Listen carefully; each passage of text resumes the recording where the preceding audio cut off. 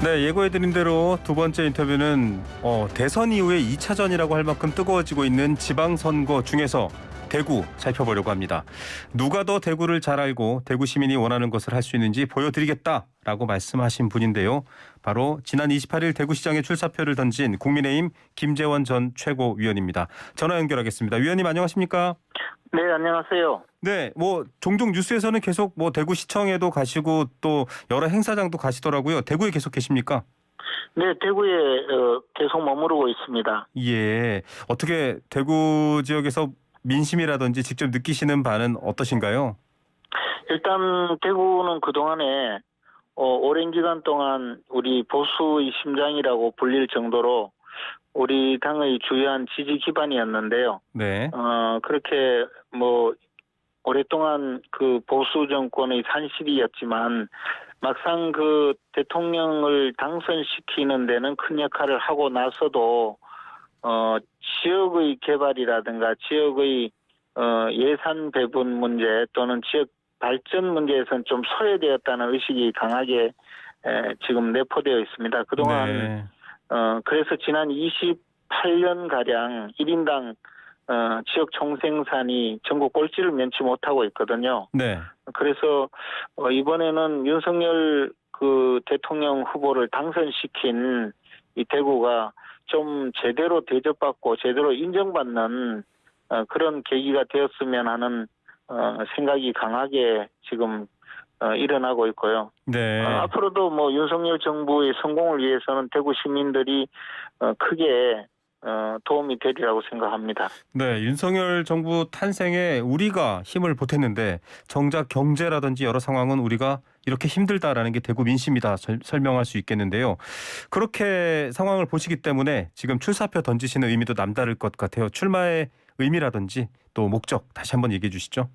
그러니까 이제 이런 그 대구의 쇠락해가는 경제, 또 대구 시민들의 자존심 이런 것을 제대로 회복하기 위해서는 윤석열 당선인과 호흡을 맞추고 윤석열 정부에서 대구 시민들의 여망을 중앙정부와 함께 반영하면서 그 대구 시정을 이끌 수 있는 그런 적임자가 누구냐 생각했을 때 네. 제가 그 점에서 가장 적임자라고 판단하고 네. 시민들의 심판을 받으려 하고 있습니다. 예. 구체적으로는 아마 대구 시민들이 가장 그 열망하는 여러 가지 지역 발전을 위한 그런 과제들이 이번에 윤석열 대통령 후보의 그 대선 공약에 모두 포함이 되어 있거든요. 네. 이것을 이제 윤석열 정부가 출범하면 국정과제로 포함시켜서 실천을 해야 대구 시민들의 여망이 달성될 수 있다고 보고요. 제가 그 역할을 단단히 하려고 합니다. 예. 자, 이 당 또 인수위와 직접 교감을 하고 나서 권영진 현 시장은 불출마 선언했습니다. 본인은 이제 3선 희망이 있었는데 네. 그렇게 따질 때 지금 김재원 전 최고위원께서는 내가 현 정부의 발전 기조와 맞다 이렇게 설명하셨어요. 그 차이는 어떤 이유 때문이라고 보십니까? 권영진 시장님은 그동안에 이제 그 대구공항 이전 문제라든가 대구의 취소 문제라든가 많은 일을 네. 또 그 직접 기획하고 시작을 했는데 그 문제를 그 윤석열 정부와 함께 추진하기 위해서는 본인의 표현대로 새로운 시대가 열렸으니 새로운 네. 인물이 나서서 그 역할을 해야 된다라고 판단하신 것으로 네. 공개적으로 말씀하셨거든요. 저도 예. 그 문제에 대해서는 제가 권영진 시장님 말씀하신 그런 네. 새 인물에 해당된다고 생각합니다. 예.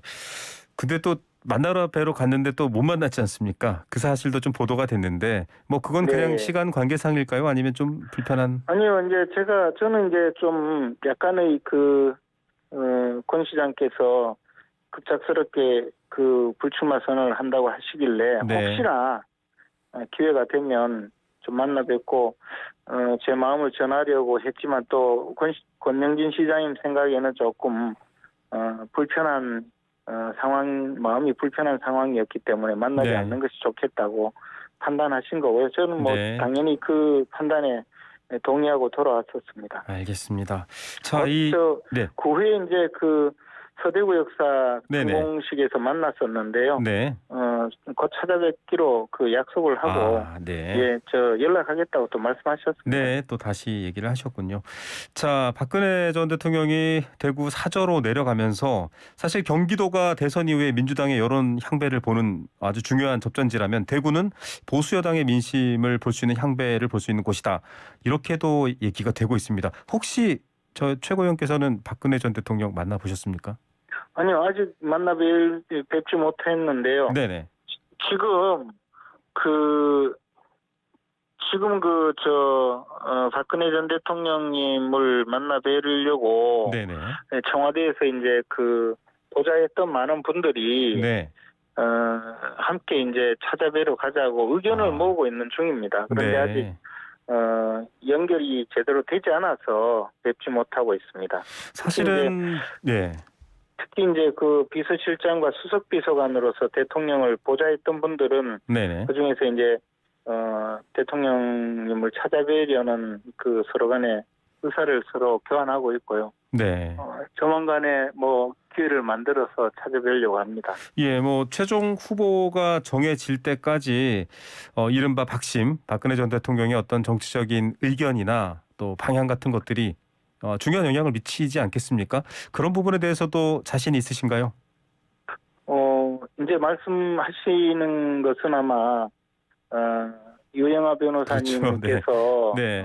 출마를 하실 경우를 상정하고 말씀하시는 것 같은데요. 어쨌든 박근혜 전 대통령 탄핵 이후에 유영아 변호사님께서 굉장히 고생을 하면서 박근혜 전 대통령을 보좌하셨고 네. 또 오늘까지 이제 뒷바라지를 하고 있거든요. 이것을 박 대통령께서도 굉장히 높게 평가하실 것이고 지역에 또 대구 시민들도 그 점은 깊이 인식하고 있기 때문에 그 점을 평가하리라고 생각을 합니다. 그러나 그것을 넘어서서 또 전체적으로 대구시장에 누가 보다 책임자인가 하는 것까지 고려를 해서 좀 더 결정을 하신다면 저도 선의의 경쟁을 할 수 있지 않을까 생각합니다. 예, 경쟁력이 있다 이렇게 이해를 해도 되나요?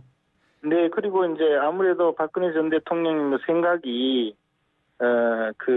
변수를 미칠 것이고 그것이 또 시민들은 조금 더 고려를 하게 되면 전체적으로 박근혜 전 대통령에 대한 관심이 높아지면 저도 상당히 도움을 받을 수 있는 그런 상황이 될 거라고 봅니다. 예, 이 상황과 좀 다른 국면으로는 또 홍준표 의원이 있습니다. 역시 대구시장 출마를 얘기했는데, 이 김재원 전 최고위원님을 아주 맹렬하게 공격했습니다. 이 페널티 때문인데요.